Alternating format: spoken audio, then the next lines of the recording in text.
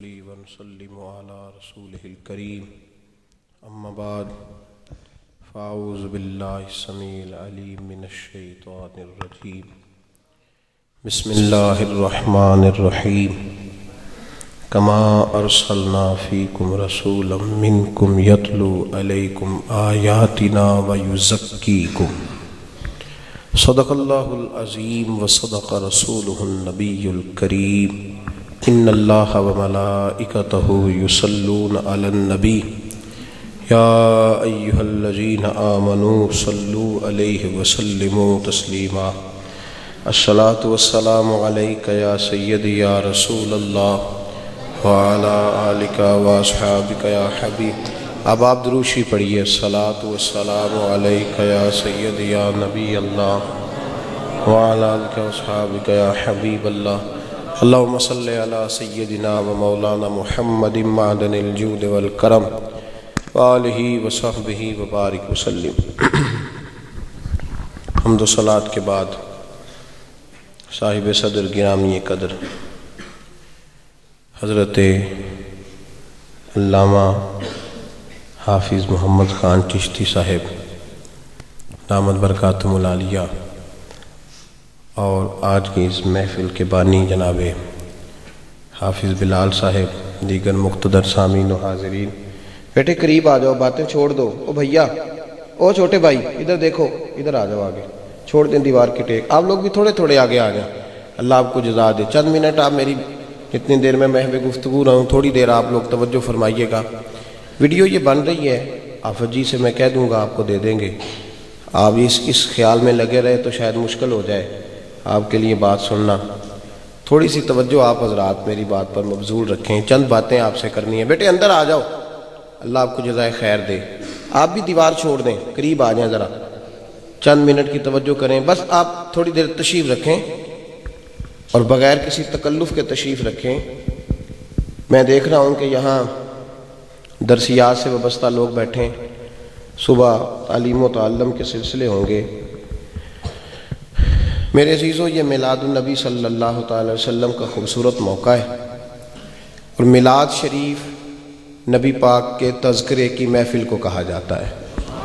اس میں یہ بھی ضروری نہیں کہ صرف میلاد کے واقعات ہی بیان کیے جائیں، بلکہ اعلیٰ حضرت فاضل بریلوی رحمۃ اللہ تعالی علیہ سے لے کر آج تک ہمارے جتنے لوگوں نے میلاد کے حوالے سے گفتگو کی ہے، انہوں نے یہی کہا ہے کہ حضور کے ذکر کی محفل کا نام محفل میلاد ہے۔ نبی کریم صلی اللہ تعالی علیہ وسلم کے تذکرے کی محفل کا نام، جہاں تک تعلق ہے اس سوال کا کہ یہ جائز ہے کہ ناجائز ہے، تو یہ معاملہ اب ختم ہو چکا ہے۔ اب اس پر کسی بڑی شرح و بست کے ساتھ علماء گفتگو کرتے رہتے ہیں، آپ سنتے رہتے ہیں۔ میلاد شریف میں کیا ہوتا ہے؟ تلاوت قرآن مجید ہوتی ہے، اس کے بعد کیا ہوتا ہے؟ نعت شریف پڑھی جاتی ہے۔ پھر آپ نے بات سنا ہے، میلاد کی محفل میں بھی آپ نے نماز کی بات سنی ہے، ابھی میلاد کی محفل میں آپ نے خودداری، عزت نفس کی بات سنی ہے۔ یہ وعظ و نصیحت کی باتیں ہوتی ہیں۔ اس کے بعد دروشی پڑھ کے دعا کر دی جاتی ہے۔ اس میں کون سی چیز ناجائز ہے؟ آپ کو کچھ لگتا ہے کہ اس میں کوئی چیز ناجائز ہے؟ بولیں تو صحیح یار۔ تو پھر جب کوئی آدمی آپ سے سوال کرے تو بڑی محبت کے ساتھ اور نرم نارمل بلڈ پریشر کے ساتھ اس کو جواب دیا کریں کہ یار کون سی چیز ناجائز ہے، کیوں رٹا ڈال کے بیٹھ گئے ہو بلا وجہ کا؟ تو کوئی چیز اس میں ناجائز نہیں۔ ہاں، کچھ چیزیں ایسی ہیں جن کے اندر ہمیں تھوڑی سی تبدیلی کر لینی چاہیے۔ میلے اور محفل میں تھوڑا فرق ہوتا ہے، تو اگر محفل بن جائے تو زیادہ اچھی بات ہے، اور ہم کچھ اچھا میسیج، کچھ اس کو روحانی ماحول دینے میں کامیاب ہو جائیں تو وہ زیادہ بہتر ہے۔ نوجوان ذرا زیادہ غور کریں، ابھی تک آپ میری بات پہ توجہ نہیں کر رہے۔ اصل میں آپ شاید یہ سمجھ رہے ہیں کہ میں بھی آپ سے زور زور سے نعرے لگواؤں گا۔ مجھے تو یہ سمجھ ہی نہیں آئی کہ میرا انتخاب کیسے ہو گیا اس بزم میں تقریر کرنے کے لیے، کیونکہ میرے تو یہ سمجھ میں ہی نہیں آیا کہ کیسے 3-3.5 ماہ پہلے مجھے انہوں نے فون کیا، تو اس وقت بھی میں نے پوچھا کہ میرے تک آپ کی رسائی کیسے ہو گئی۔ تو خیر، جب آ گیا ہوں تو اب 2-1 باتیں عرض کروں گا، آپ تھوڑی توجہ فرمائیے گا۔ موبائل کو بند کر دیں تھوڑی دیر کے لیے، اللہ تعالیٰ خیر فرمائے، زیادہ دے، یہ کچھ نہیں کرنے دیتا۔ میرے بھائی، نبی کریم صلی اللہ تعالی وسلم کے میلاد کا ذکر کرنا بڑا ضروری ہو گیا ہے، اس لیے کہ معاشرے کے اندر جتنی گھٹن ہے، جتنی پریشانی ہے، جتنے حالات خراب ہیں، اس کا حل اگر کوئی ہے تو وہ سیرت مصطفیٰ کے اندر موجود ہے، تعلیمات مصطفیٰ کریم علیہ السلام کے اندر اس کا حل موجود ہے۔ نبی کریم صلی اللہ تعالی علیہ وسلم کے قدموں سے ہم وابستہ ہوں گے تو سارا معاشرہ سنور جائے گا، ہر آدمی کے لیے اس میں دستور موجود ہے۔ جو چند ایک معاشرتی باتیں ہیں اس کے لیے میں بھی کچھ گزارشات عرض کروں گا۔ قرآن مجید کی آیہ کریمہ کا جو حصہ میں نے تلاوت کیا ہے اس میں اللہ پاک نے محبوب کی تشریف آوری کے مقاصد بیان فرمائے۔ رب فرماتا ہے کہ جب میرے محبوب، بڑی سادہ، کوئی ایسی بات نہیں جو آپ کو دوبارہ سے ریپیٹ کر کے سمجھ نہیں پڑے، زیادہ سے زیادہ کوشش کروں گا کہ کلیم الناس علی قدر عقولہم۔ فرمایا کہ میں نے تمہارے پاس یہ رسول اس لیے بھیجے ہیں کہ تم پر میری آیتیں پڑھیں گے اور تمہیں پاک صاف فرما دیں گے۔ نبی کریم صلی اللہ تعالی علیہ وسلم کی سیرت ہر شخص کے لیے اپنی جگہ پہ ایک مکمل نصاب زندگی رکھتی ہے۔ تیری نگاہ ناز سے دونوں ہی مراد پا گئے۔ ہر شخص کے لیے محبوب کی سیرت کے اندر ہر چیز موجود ہے۔ ہم جو سادے لوگ ہیں، جو ہمارے ماحول کے اندر پریشانیاں ہیں، ان کے لیے بھی محبوب کی سیرت کے اندر بڑا کچھ موجود ہے۔ ہمارے ماحول کے اندر ایک بات جو صاحبزادہ صاحب نے شروع کی تھی، خودداری اور عزت نفس اس معاشرے میں بڑی کمزور ہو گئی ہے۔ ہمارے بچے خواب دیکھتے ہیں روز کہ سویرے میں اٹھوں تو میں امریکہ میں ہی آنکھ کھولوں۔ یہ روز یہ ہنسانے کے لیے اتنی بات کر رہا، سمجھانے کے لیے کر، اس کو سمجھیے گا۔ اپنی مٹی پہ چلنے کا سلیقہ سیکھو، سنگ مرمر پہ چلو گے تو پھسل جاؤ گے۔ ہمارے بچے یہ سمجھتے ہیں، اور ایک تجزیہ ہے جو لوگ معاشرے کے نباز ہیں ان کا تجزیہ ہے، جو سمجھدار لوگ ہیں وہ کہتے ہیں اب بچوں اور بچیوں میں دونوں میں ایک جذبہ پیدا ہو گیا۔ وہ کہتے ہیں شادی ایسی جگہ کر لو جہاں سے مال دولت آ جائے۔ بچے کہتے ہیں کہ بیوی کا ڈرائیور بن کے وقت گزار لیں گے لیکن بیوی کار والی آنی چاہیے۔ اس کا نقصان یہ ہے کہ ڈھیروں بچیاں غریبوں کی جہیز کے نام پر ترس رہی، پریشانی اور ہو کا عالم، وہ خودداری اور وہ عزت نفس۔ رسول کریم صلی اللہ علیہ وسلم نے جو ہم پر آیات تلاوت کی اور جو حضور نے ہمارا تزکیہ فرمایا، تو اس میں جس چیز کو نبی پاک نے بڑے زور کے ساتھ بیان فرمایا وہ خودداری ہے۔ غیرت ہے بڑی چیز جہان تگ و دو میں، پہناتی ہے یہ فقر کو تاج سردارا۔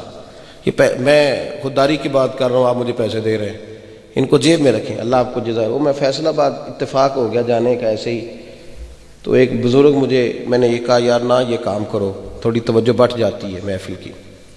تو کہنے لگے مولوی جی تقریر دا تو نہیں پتا تو اڈے اس کام دا بابا مزہ آیا ہے۔ تقریر تو آپ نے جانے کہاں سے شروع کی اور کہاں لے گئے، لیکن اس کا مجھے سمجھ آئی ہے۔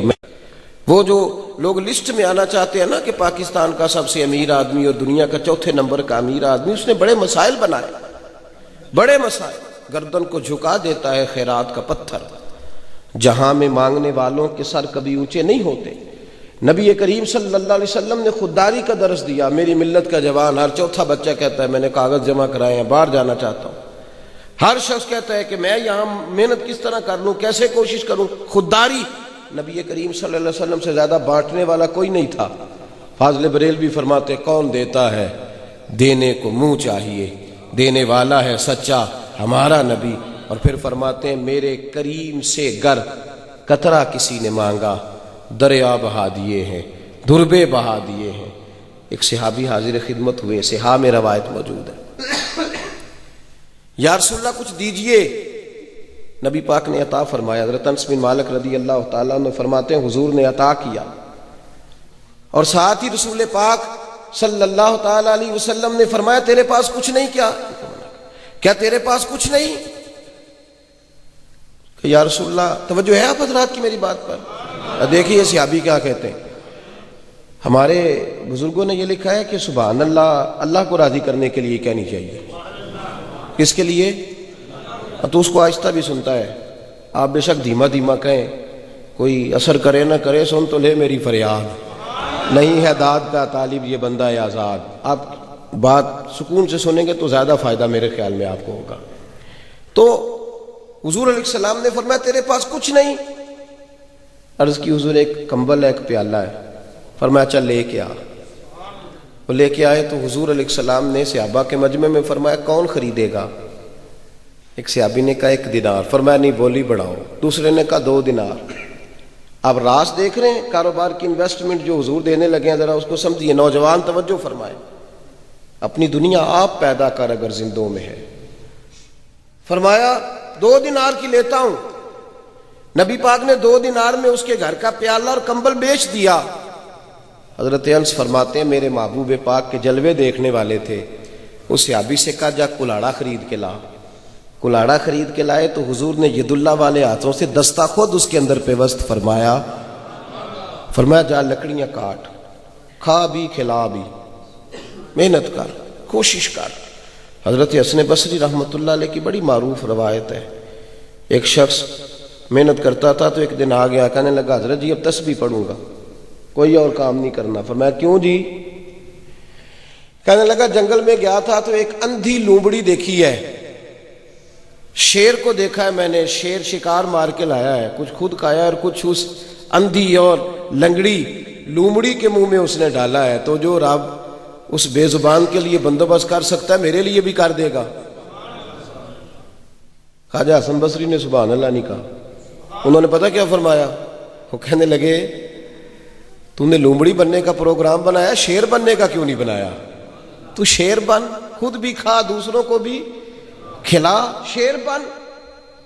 حضرت نبی کریم علیہ السلام نے فرمایا جا میں نے دستہ ٹھوک دیا، جا محنت کر، کوشش کر۔ اسلام ہمتوں کا مذہب ہے، یہ کاہل لوگوں کا مذہب نہیں، جد و جہد کی بات کرتا ہے، یہ ہمت کے ساتھ آگے بڑھنے کی بات کرتا ہے۔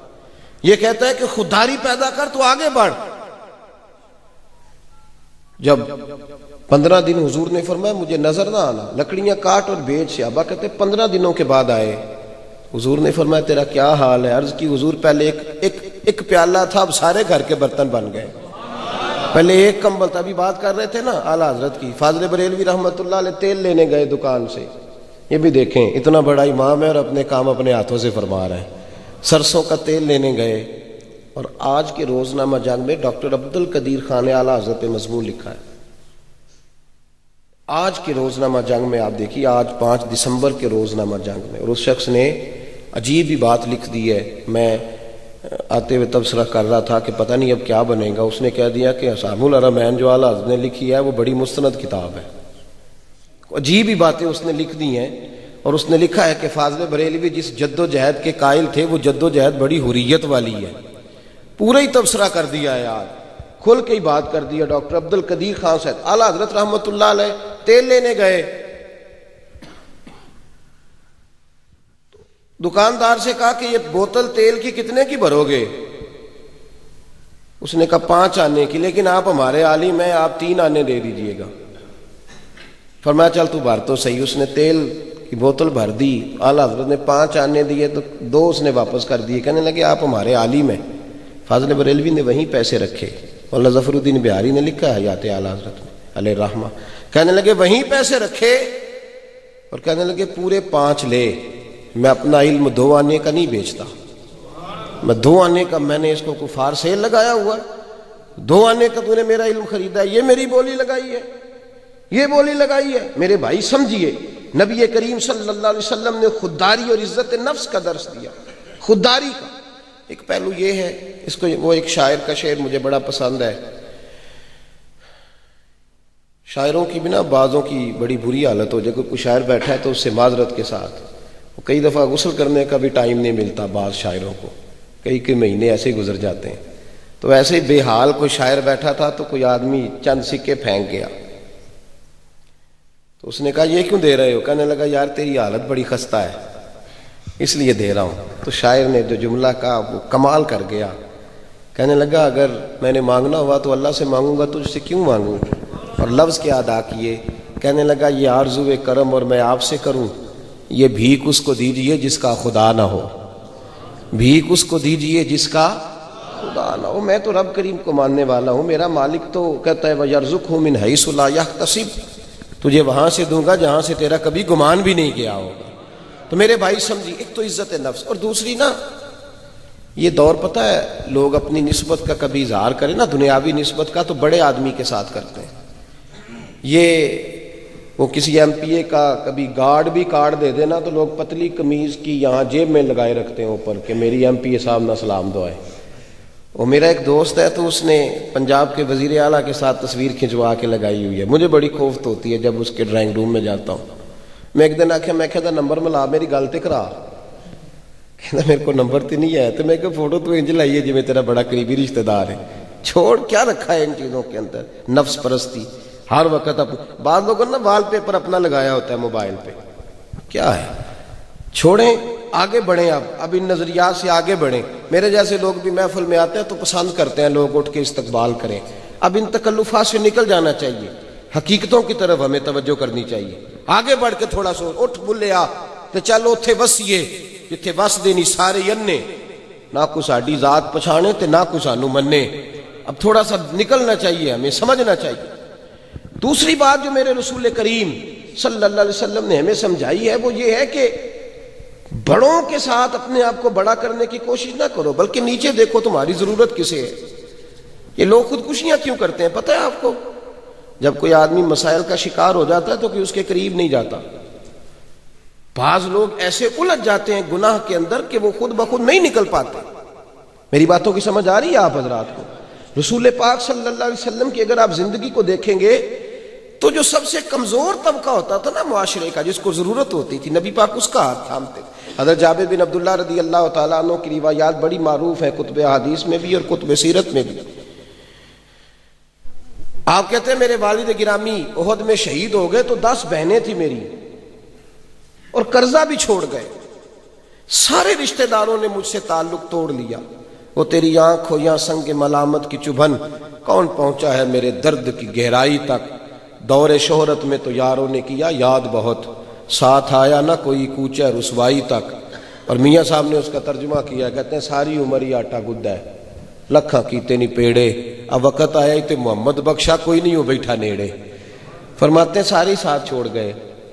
نبی پاک کے نوازنے کا انداز کیا ہے؟ کہتے ہیں ایک جنگ میں حضور کے ساتھ گیا، جب واپس آ رہا تھا نا تو میرا گھوڑا کمزور تھا، کمزور یوں سمجھ لیں کہ پرانے ماڈل کی مہران، وہ موٹر سائیکل جس کو اب کوئی پوچھے ہی نہ، پورا میرا بڑا تھکا ماندہ گھوڑا۔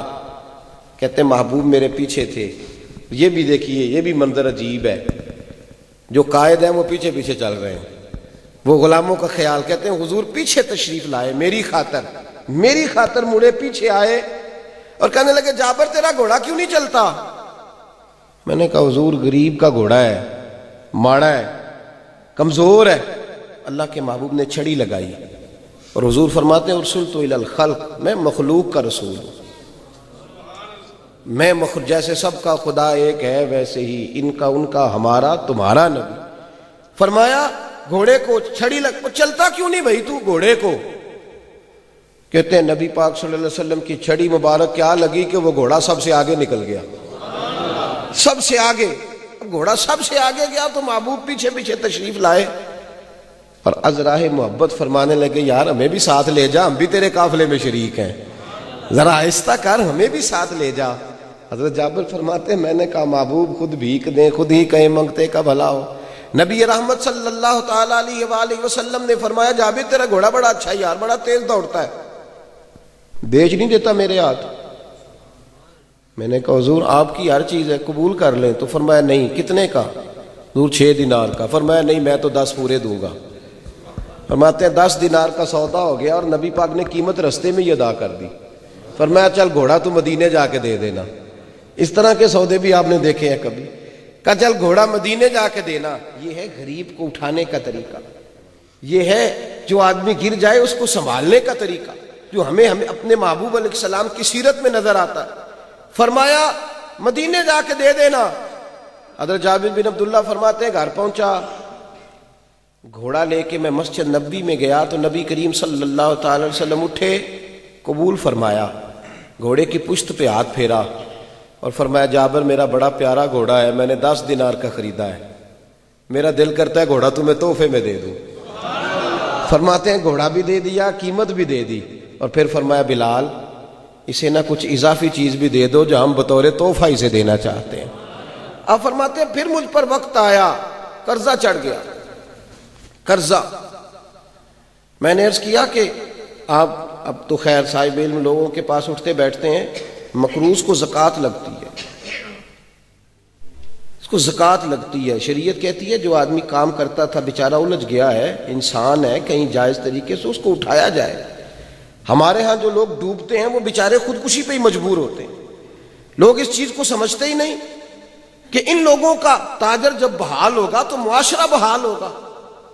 حضرت جابر بن عبداللہ رضی اللہ تعالیٰ عنہ فرماتے ہیں ہزاروں روپے کا قرض تھا اور قرض خواہ چڑھے ہوئے تھے، مجھے پریشان کرتے تھے، باغ میں کھجوریں پک رہی تھیں تو سب کو میں یہی کہتا کھجوریں پکتی ہیں تو دیتا ہوں، کھجوریں پکتی ہیں تو اب کتنی دیر بندہ کوئی انتظار کرتا ہے، کھجوریں پک جاتی ہیں تو وعدہ خلافی بندہ کرتا ہی تب ہے جب اس کے پاس نہیں ہوتے تے کچھ اونجدے بھی نہیں۔ اللہ خیر فرمایا جنہیں لین لگے یہ سوچ ہوں کہ پہلی دا کھانگے تے 10 آپ ہی آ ہی جانی ہے تے 10 نو نیند تو نہیں آ رہی آپ حضرات کو؟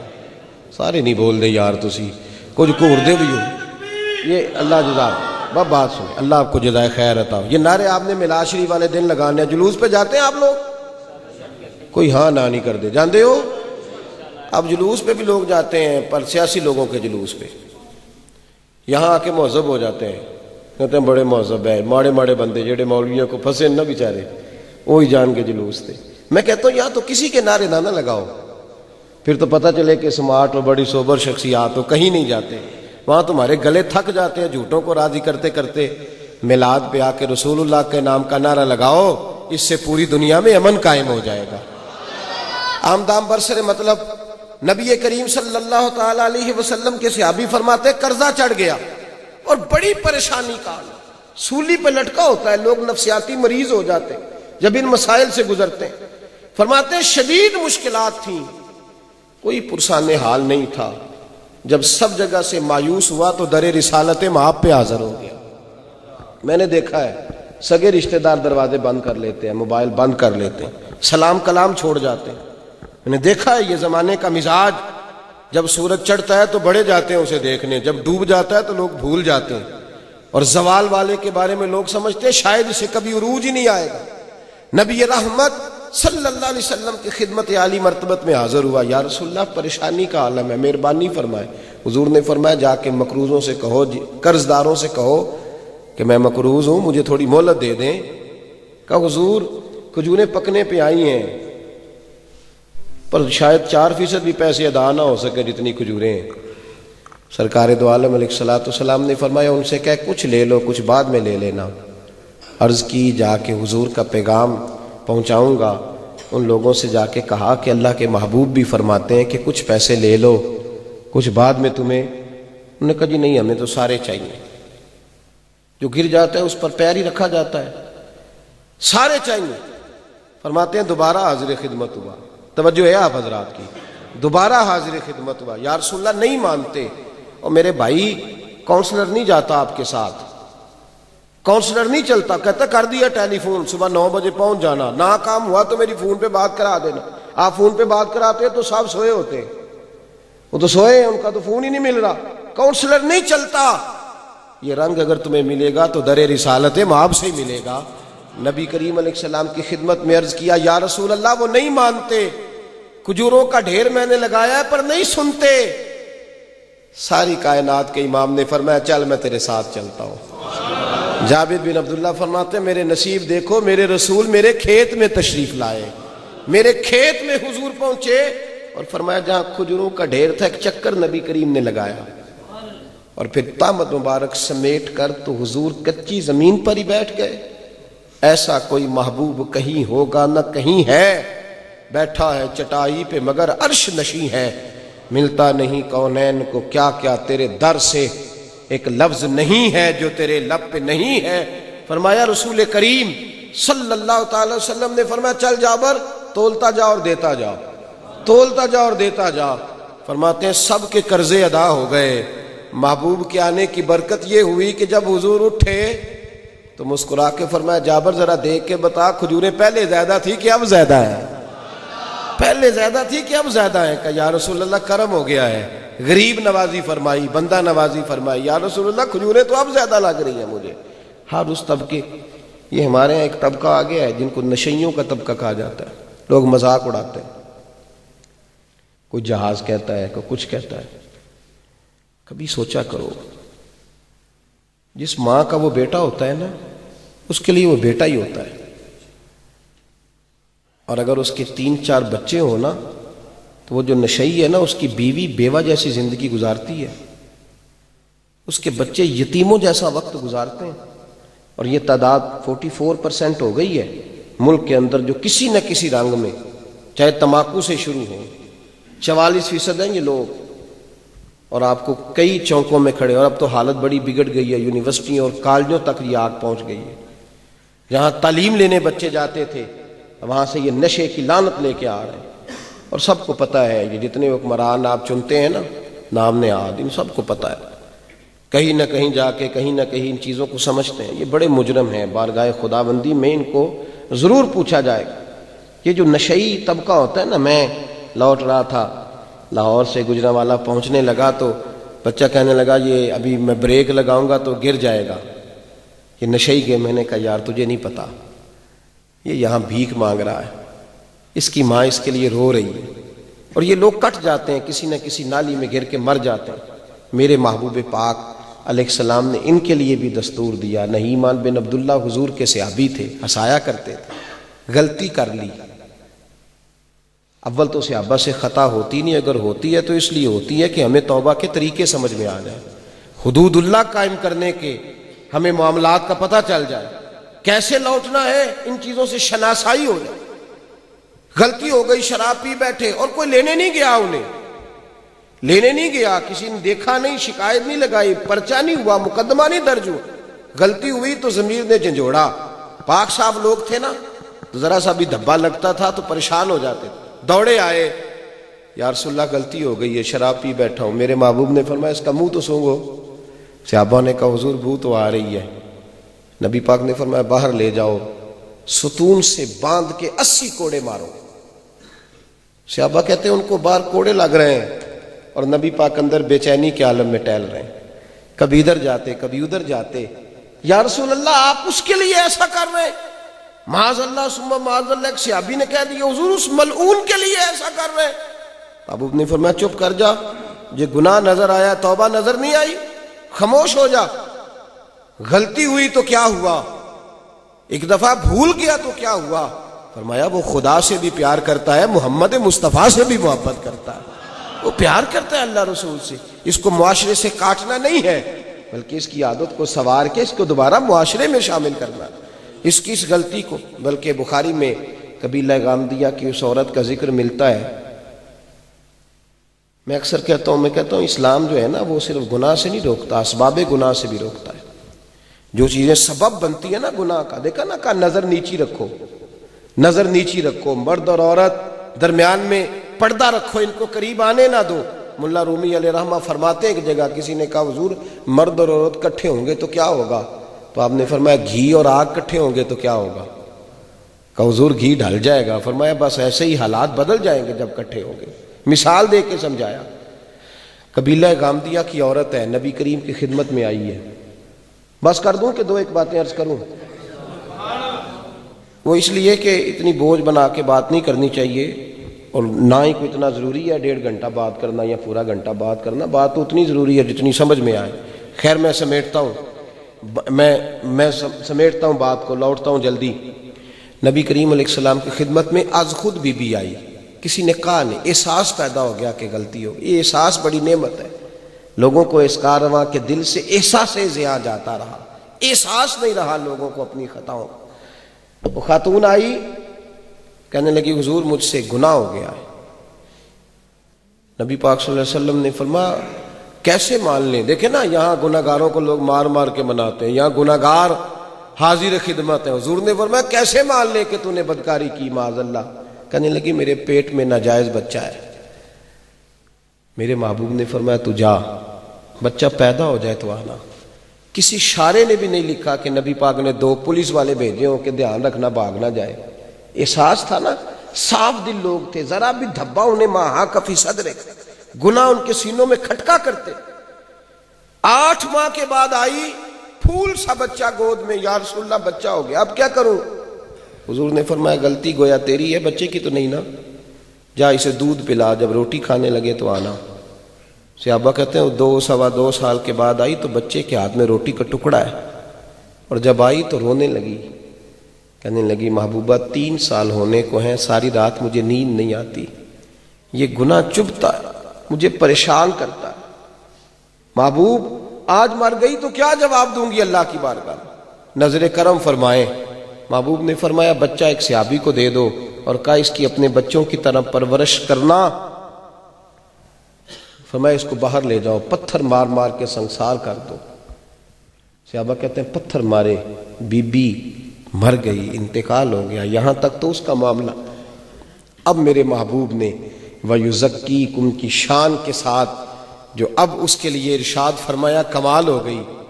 حضور نے 2 صحابیات کی ڈیوٹی لگائی، فرمایا اسے اٹھاؤ، غسل بھی دو، کفن بھی پہناؤ. صحابہ کہتے ہیں غسل کفن ہو گیا تو قربان جائیں.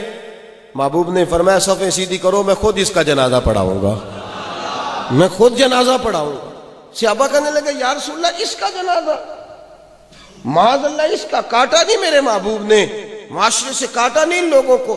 نبی کریم علیہ السلام نے فرمایا تم نے گناہ دیکھا، اس کا احساس نہیں دیکھا، اس کی توبہ کا انداز نہیں دیکھا، اس کی تڑپ نہیں دیکھی، بارگاہ خدا رسول میں سرخرو ہونے کا اس کا جذبہ نہیں دیکھا. محبوب نے فرمایا اس نے اتنی اعلیٰ توبہ کی ہے کہ اگر ساری امت میں بانٹ دوں تو اللہ سب کی بخشش فرما دے گا. اپنے دائیں بائیں نظر کریں. نبی کریم صلی اللہ تعالی وسلم کی جو زندگی ہے نا، اس میں تو محبوب نے مکان بھی نہیں بنایا ڈھب سے. محبوب پاک صلی اللہ علیہ وسلم نے جو وقت گزارا ہے تو وہ لوگوں کے لیے گزارا ہے. میں اور آپ بڑا مست وقت گزار رہے ہیں، اپنی ذات سے شروع ہوتے ہیں اور اپنی ہی ذات پہ ختم ہو جاتے ہیں. تھوڑا باہر نکل کے سوچیں. ہمارے رسول کائنات کے رسول ہیں، مخلوق کے رسول ہیں. نبی کریم نے ہمیں بڑی سوچ والا بنایا ہے. بازو تیرا توحید کی قوت سے قوی ہے، اسلام تیرا دیش ہے، تو مصطفی ہے. دائیں بائیں دیکھیں اور اپنے اندر تبدیلی بھی تھوڑی لانے کی کوشش کریں. تھوڑی تبدیلی بھی. دین اصل ہے. یہ جو آپ سوال پوچھتے ہیں نا اکثر علماء سے، مشائخ سے، کہ جناب سکون نہیں ملتا، پیسے بھی ہیں، دولت بھی ہے، سکون بھلا کیوں نہیں ملتا؟ سکون اللہ کے ذکر میں ہے. سکون ہمارے صوفیاء جو مجالس کرتے تھے، خانقاہ بناتے تھے، تو اس میں روح کی غذا میسر ہوتی، تو وہاں لوگ خشک روٹی کھا کے بھی بڑے سکون کے ساتھ وقت گزارتے تھے. اپنے اندر تبدیلی لائیں، دین سے پیار پیدا کریں. یہ بھی ایک لذت ہے، جس طرح گناہوں کی معذلہ لذت ہوتی ہے نا، دین کی بھی ایک لذت ہے. اس لذت کو حاصل کرنے کی کوشش کریں. نبی کریم علیہ السلام کے میلاد کے موقع پر ہمارے بزرگ چند نصیحتیں کیا کرتے ہیں. کہتے ہیں ایک تو اس طرح کرو کہ جب میلاد کے دن آئے نا تو خوشی کا اظہار بھی کرو اور درود پاک بھی زیادہ سے زیادہ پڑھو، اور مسجد کی حاضری بھی زیادہ سے زیادہ دو، اور غریب سے پیار بھی بڑھا دو. اس لیے کہ نبی پاک نے غریب کی بات بڑی فرمائی ہے. اور ہمارے بزرگ تو فرمایا کرتے تھے کہ چھوٹی بڑی عید نہیں ہم بیٹیوں کو بھیجتے، لیکن عید میلاد پہ ضرور ان کا خیال کرتے ہیں. اس لیے کہ محبوب نے بیٹی کی بات بڑی کی ہے نا، آ کے محبت بڑی فرمائی ہے. تھوڑا تھوڑا تبدیلی پیدا کریں، سنجیدگی بھی ضرور لائیں، حسن بھی ضرور پیدا کریں. 10 منٹ وقت نکال کے رات مصلی پہ بھی ضرور بیٹھا کریں. جب بندہ اپنے رب کریم کے ساتھ تنہائی کرتا ہے نا، اس کو اپنے دکھ سناتا ہے، پھر اللہ پاک اسے غنی فرما دیتا ہے، پھر اللہ پاک اس پر رحمت فرماتا ہے، دنیا سے اسے بے نیاز کر دیتا ہے. یہ لذت لگ جائے گی تو بڑا سرور آئے گا. دعا کا رشتہ خالق اور مخلوق کے درمیان بڑا خوبصورت رشتہ ہے. ان رشتوں کو مضبوط کریں. اللہ آپ حضرات کو آباد و شاد فرمائے، ہمیشہ مدحت خیر الانام میں گزرے. دعا ہے یہ عمر درود و سلام میں گزرے. آخر دعوانا الحمدللہ.